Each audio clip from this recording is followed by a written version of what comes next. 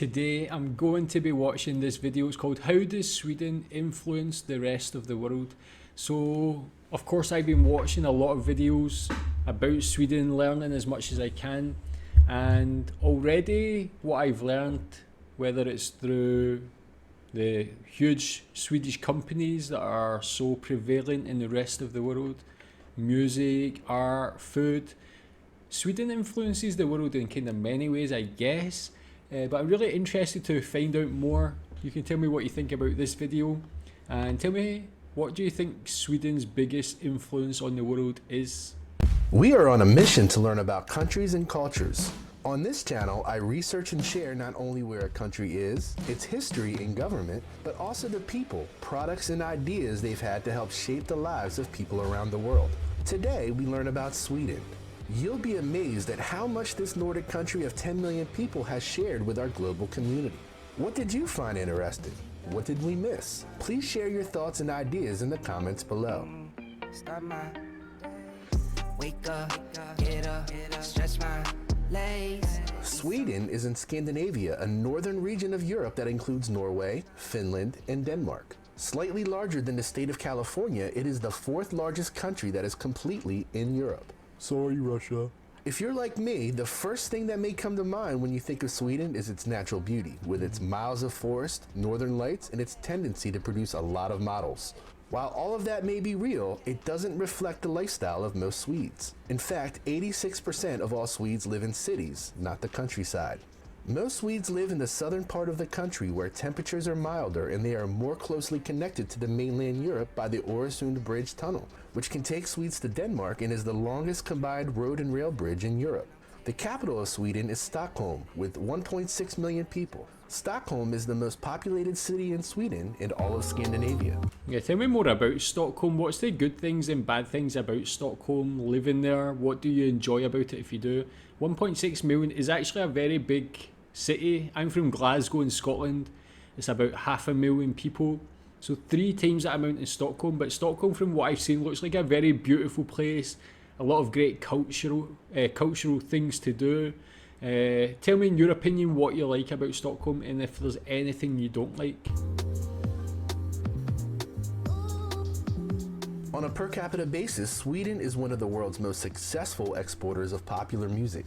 Many Swedish artists have enjoyed great success on the British and American charts and in other European-speaking countries. Bands such as ABBA, Ace of Base, Roxette, and the Cardigans have made it high on the billboards. But Swedish influence on music doesn't end there. Many American musicians such as Taylor Swift and pretty much every member of the iconic band The Beach Boys are descended from ancestors who were from Sweden. I had no idea Taylor Swift was of Swedish descent. That's quite amazing. Obviously on that previous video I learned about 50 songs that were influenced by Swedish people, like songwriters and producers. The list was absolutely mind-blowing. So many of the biggest hits of the last couple decades had Swedish influence. But when you see groups like Ace of Base and Cardigans, I actually really liked their music in the 90s. Tell me, someone like Ace of Base especially, they had these very iconic songs, very unique songs. How are they still popular in Sweden? How are they thought of? And yeah, what's their legacy in Swedish music? Obviously I know all about ABBA and things like that, but someone like Ace of Base seemed like a very interesting act. Time to give a sales pitch. Would you like to buy quality furniture at a reasonable price? Then you should head to the nearest IKEA, a Swedish furniture company that has 455 stores in 58 countries around the world. Much of what you can buy from IKEA costs as little as half of the prices of their competitors, in part because they pack everything flat to save on storage and transportation costs. Of course, you may have to assemble it yourself. Yeah, IKEA is just this absolute like huge company in every country. I feel like I live in Malaysia. Everybody buys things from IKEA. It's not just in home. All the coffee shops you go to here, it's like IKEA cups, glasses, tables, chairs. So it's not just like residential properties people fill with IKEA products. It's businesses as well. Sweden is home to Volvo, which as of 2019 is the 19th largest car manufacturer in the world. Have you ever taken a hard look at your package of food before diving in? It may have come from Sweden. Sweden is home to Tetra Pak, the largest food packaging company in the world. Sweden has also led the way in terms of making or keeping people healthy. Inventor Rune Elmqvist made the first implantable pacemaker in 1958, with the first implanted by surgeon Ake Senning. It took time to perfect it, however, as the original patient needed 26 pacemakers over the rest of his life, giving him the amount of lives usually afforded to 3 cats. Nicorette was developed in the 1970s in Sweden. The chewing gum was the first Nicorette replacement product on the market and has helped many quit smoking. I mean, that's really interesting. Already we see the businesses that are so prevalent around the world, and the thing about things like IKEA, Volvo, they're known for quality as well, being like very good quality products, good quality businesses. When you see the innovations, inventions, it's clear that Sweden's had such a huge influence on the world. Tell me what business, what invention, what innovation are you most proud of being from Sweden? As we shared in our video about Denmark, Scandinavia was home to the Vikings from the 8th to the 11th century. It is believed that Swedish Vikings mainly traveled east and south through the Baltic Sea and the rivers of Finland, Estonia, Russia, and even as far as Baghdad, Iraq. I had no idea about that. I thought Vikings I didn't really know where they went. I knew they came to the UK, they came to Scotland.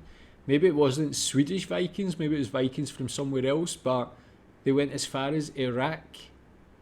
I never knew. Arab traveler Ibn Fadlan, whose writings were the inspiration for Michael Crichton's novel Eaters of the Dead and the Antonio Banderas movie The 13th Warrior, described the Vikings of Sweden as follows. I have never seen more perfect physical specimens, tall as date palms, blonde and ruddy.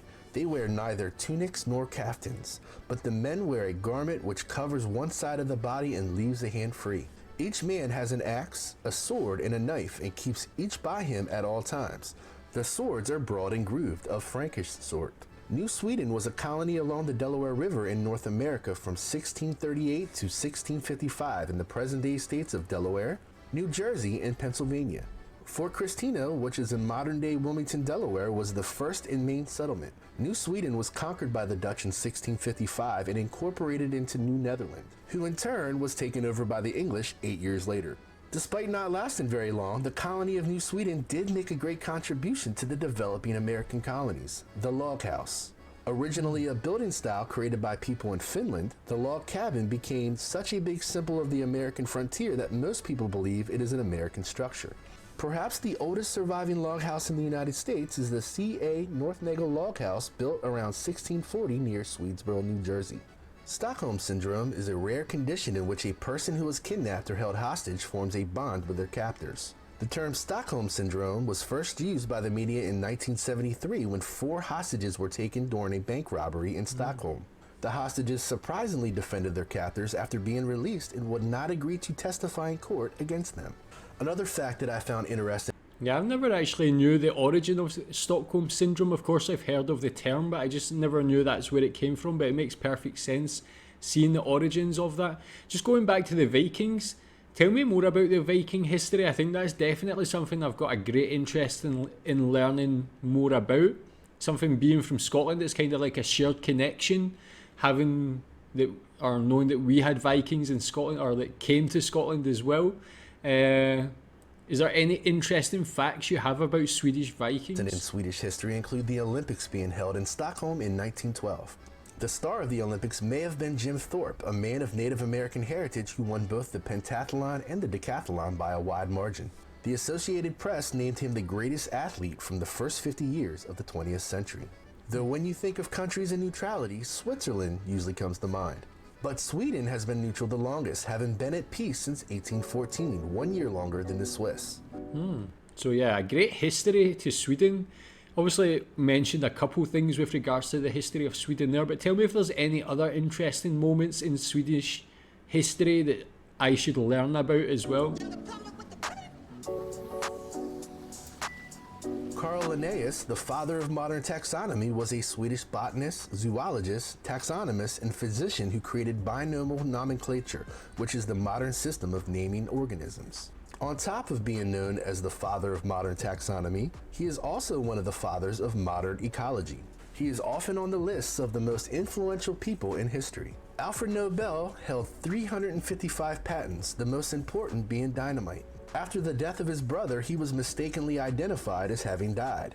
And when he read his own obituary, he saw that he had been condemned for being the creator of dynamite and had been the cause of many deaths. To create a different legacy, he set aside his fortune in his will to fund the Nobel Prizes that are awarded each year in the areas of peace, physical science, literary works, chemistry, and medical science. With the money he left behind, the Nobel Prize became perhaps the greatest honor in the world. The 5 prizes each year were awarded to those who during the preceding year have conferred the greatest benefit to humankind. 4 of the 5 prizes are awarded every year in Stockholm, Sweden. Swedish-born Felix Arvid Ulf Kjellberg, better known as PewDiePie, is the most famous YouTuber on the planet. His channel is the second most subscribed channel in the world with over 109 million subscribers. He is most known for his Let's Play videos and comedic shows. Iona Jinten is another famous YouTuber from Sweden. She is quickly gaining on 3 million subscribers and creates amazing visually stunning videos about living in rural northern Sweden. You should definitely check out her channel. Yeah, I just watched one of her videos recently and it was absolutely mind-blowing, a beautiful piece of art. So we had some very like that's definitely a different range of famous Swedish people, got some very very influential intellectual people, like definitely Nobel.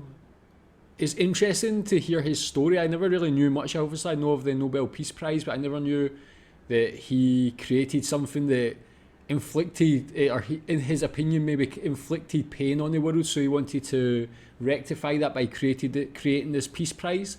Seeing, like, obviously recently with Oppenheimer, how he felt about creating the atom bomb and how he had that regret as well, creating these amazing innovations but that could bring like destruction or problems to the world. It's quite an interesting contrast and juxtaposition, these innovations. And tell me what you think about PewDiePie. Obviously he's such a great YouTuber.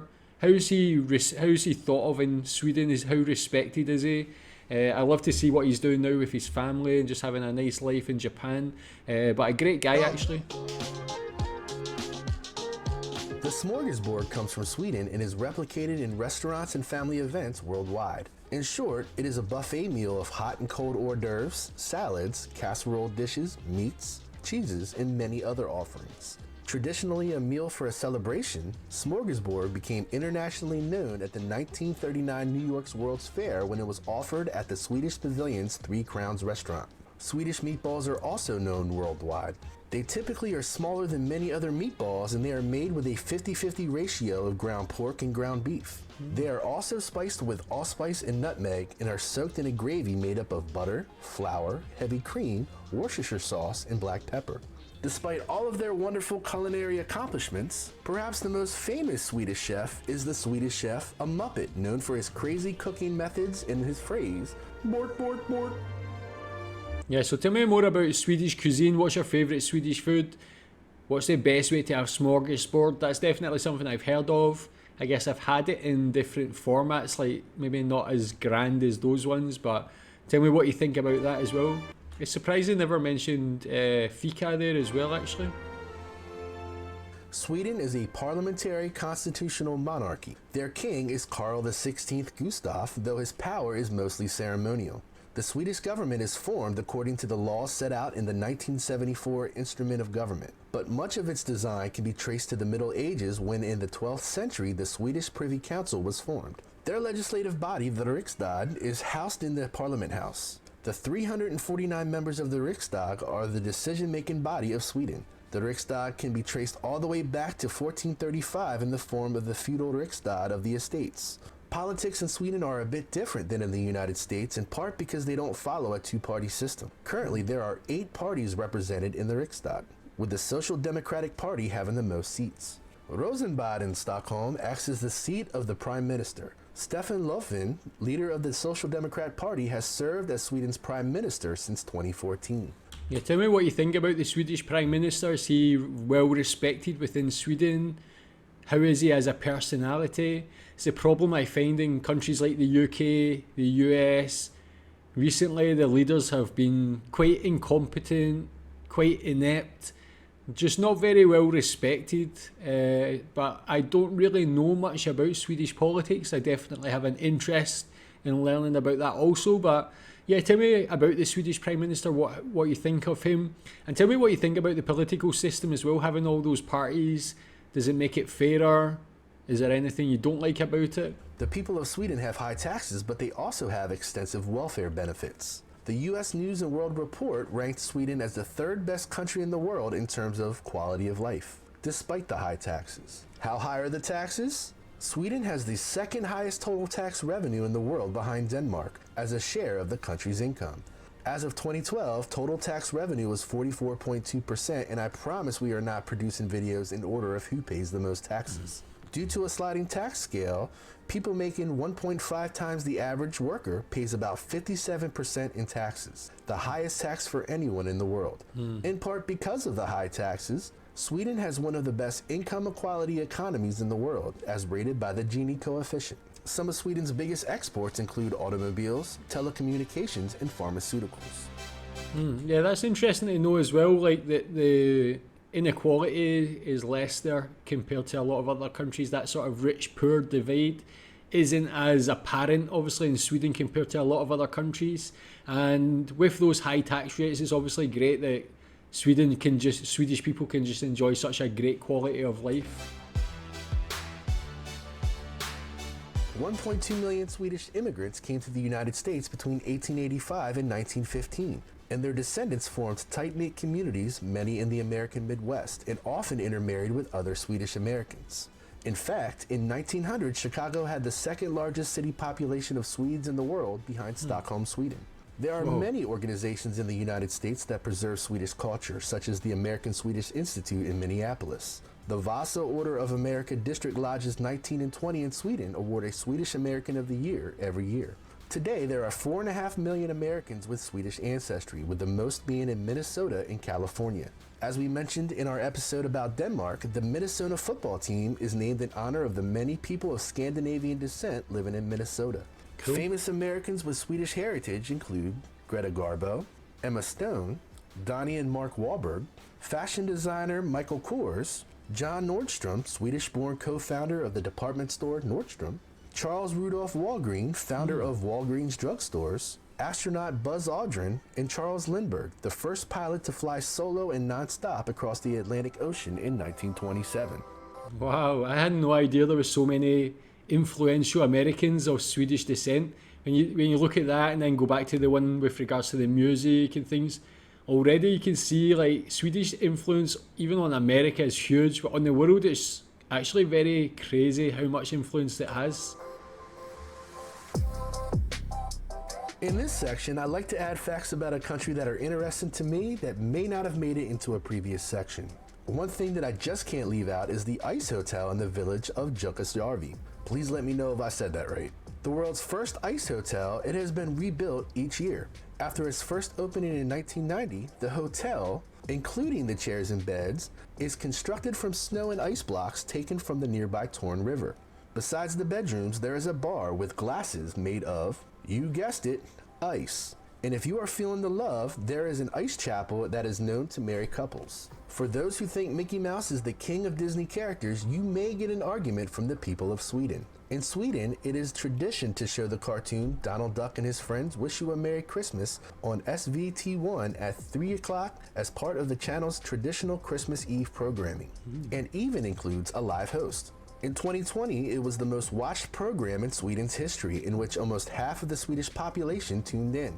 Really? It leads to the question, why do Swedes like Donald Duck so much? Yeah, why? Part of it is ritual, as it's been shown every Christmas Eve since 1959. Another reason is that while Mickey seems to have all the qualities of a hero and always wins in the end, watching the duck bumble through episodes is more entertaining in Sweden. If you live or have lived in Sweden, please let me know more about the Donald Duck phenomenon in the comments. Sweden is a very important part of our global community, and like many other countries is becoming more diverse.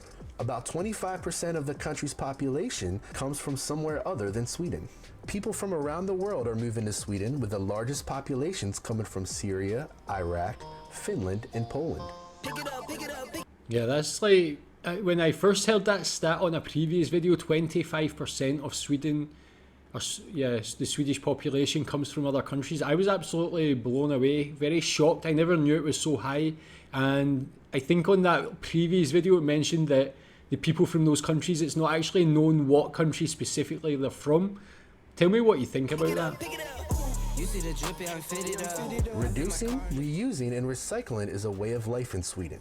In 1967, they were the first country in the world to establish an environmental protection agency. Swedish recycling is so efficient that they ran out of trash, which became a bit of a problem in itself because Sweden also uses alternatives that include incinerating garbage to make electricity instead of using fossil fuels like oil or coal, and to heat 1.2 million homes. According to How Stuff Works, close to half of household trash is sent to one of the country's 33 waste-to-heat plants. Because of the need for at least some trash to create electricity, Sweden now imports trash from other countries to keep the incinerators running. Some major global technology companies are from Sweden. Ericsson does much more than sell telephones. They also offer services. Ericsson is also the sponsor of the Ericsson Globe, the largest hemispherical building on Earth. Shaped like a large white ball, it represents the sun in the Sweden solar system, the largest scale model of the solar system in the world. Spotify is a Swedish auto streaming and media services provider. Spotify offers digital copyright restricted recorded music and podcasts. Spotify is available in most of Europe and the Americas, Oceania, and parts of Africa and Asia. Yeah, that was a very interesting documentary. Clearly, Swedish influence is huge in all sectors, all areas of life. Tell me what part of that you're most proud of if you're from Sweden. And yeah, tell me if there was anything, is there any other way Sweden influences the world that were not included in this video? Tell me in the comments. Thanks.